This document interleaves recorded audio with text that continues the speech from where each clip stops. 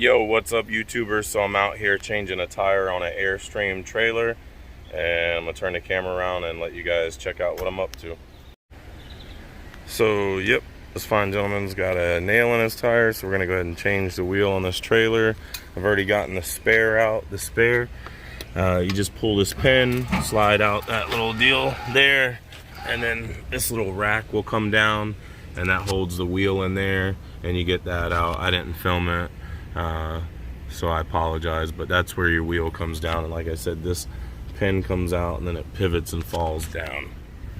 All right, so we got our spare out and needs a little bit of air in it. It's reading 73.5 and we need 80, so we're going to use our Milwaukee compact inflator. You can pick this up at Home Depot. That's where I got mine. It's like 80 bucks. You can set the PSI with the plus and the minus, which I've already done, to 80 PSI. See, if you hit the minus, it goes down. You hit the plus, it goes up. And then you just turn it on and it'll start pumping.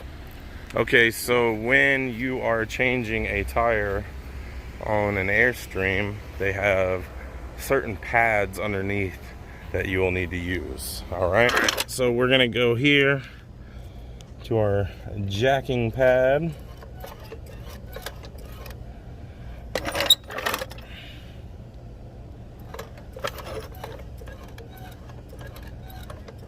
And I'm gonna grab something to keep it from scratching the paint real quick. Okay, so I got this little pad I use when I'm kneeling under cars and stuff like that. I think I stole it from my wife's kitchen, but I'll put that right there, and we'll get this jack lined up perfect with that little jack pad there. There you go, a little right there, boom. Okay.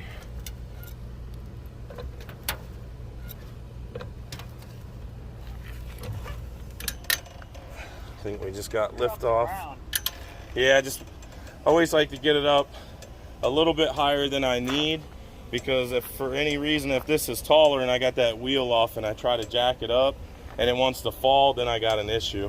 Well, one of the advantages of an Airstream you can actually do is you can take one wheel off and literally drive 30 miles. Oh, it won't sag, the other axle won't sag? Yeah, that's nice. Okay guys, so you see we got it up in the air. You can use a tire iron to take this off, a 4-way, or a lug wrench. I'm using a 21mm socket for the lug nuts and the Milwaukee 18-volt impact. You can also get this at Home Depot as well.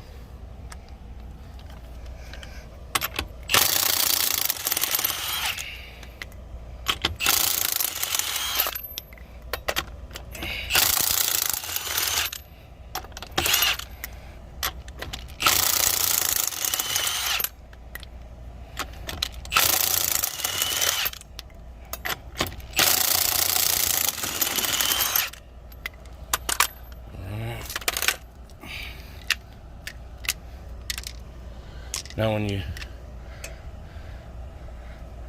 pull it off, you're gonna have to kind of tilt it to get it out from this edge of this lip here.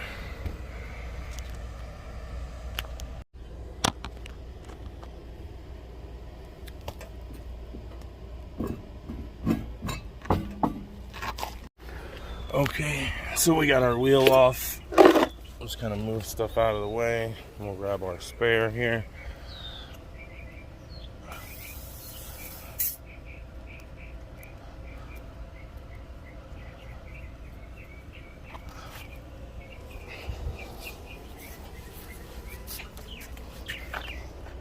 Grab this paper off of here, a sticker, and a daggum rivet stuck to it. Yeah.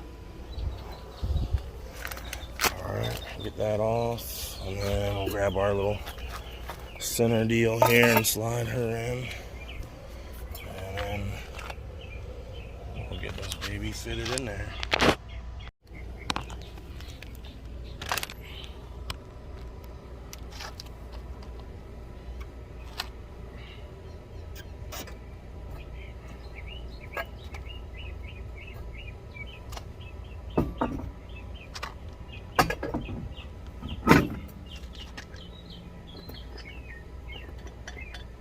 always hand tighten your lug nuts at least 5 times to make sure you don't cross thread them.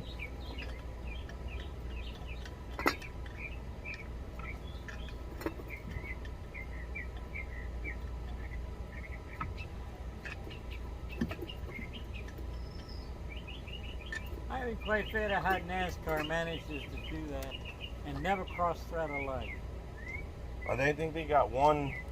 They got one in the center, don't they? No. Or wait, no, they do got multiples because Yeah. I don't know how they do it. They come out there, they zap those things on, and never start hand tightening.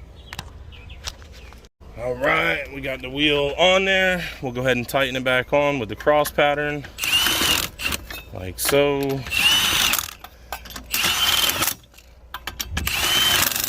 And we got this Milwaukee set at number 2 here, which would have the correct torque specifications for this vehicle. Just go until you feel it tight and where it's not turning anymore. And do a cross pattern, complete opposite from the last one that you did.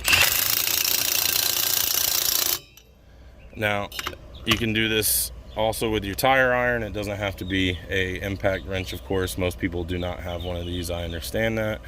But it is the same concept. Tighten it down with the cross pattern until you can't tighten it anymore. And no, you do not need a torque wrench for this. Just as long as you know it's tight where you can't turn it anymore by hand or with the impact that's not on overload, then you know that you've torqued it correctly without over torquing it.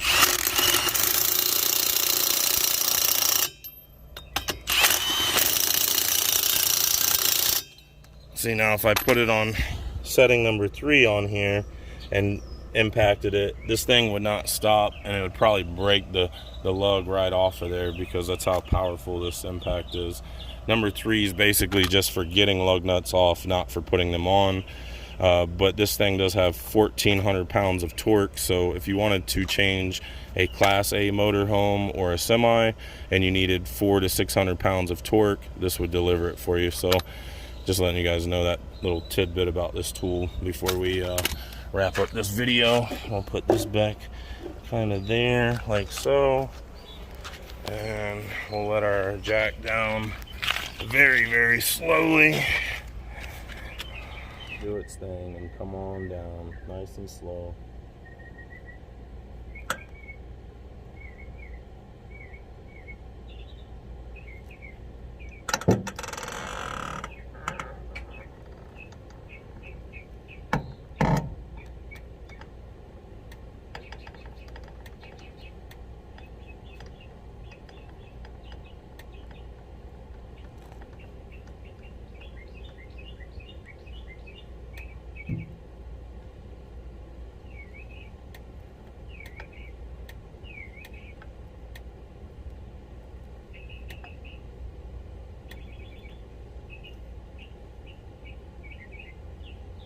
Alright.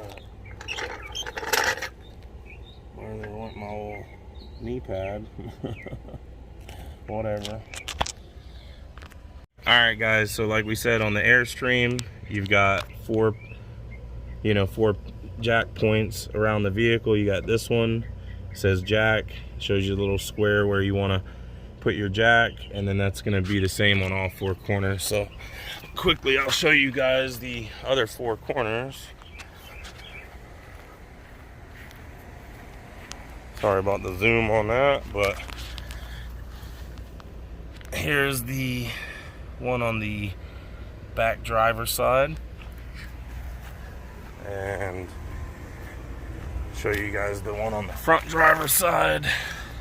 Should be... There's none in the front. Oh, there's none in the front? Nope, just the back. So if you're jacking this thing up, you gotta jack it from the back, huh? Yeah, you need the hook to the tractor on the pad. Oh, okay, so there's only jacking points in the back on this one. So there you go. Yeah, and you can see it raises both wheels. Yeah. And like you said, it raises both wheels when you're jacking it up from the back. So that's pretty much it. That's a tire change on an Airstream. pretty easy stuff. I mean, it's gonna be a lot harder, of course, without an impact and a big floor jack and an air compressor, but you know, that kind of gives you the gist of how it would go professionally. You know, if you've got amateur tools or the factory tools, or maybe your truck's factory tools and you've got to use those, they'll work too. You know, it's not a big deal. It's just going to be a little bit harder, but it can still be done. All right, you guys, well, I'm out of here. I'm off to my next call. I hope you enjoyed the video. Don't forget to like and subscribe, drop us a comment, and we'll see you on the next one. Also, just wanted to point out, those jacking places are very important. You do not want to put your jack underneath one of these axles or just on a piece of frame or a corner of this thing. If you do that, you're going to cause damage. So definitely pay attention to the jacking points on these Airstreams. Obey the manufacturer's specifications for where to jack them up at, and be safe out there, guys. All right, have a good one. Bye.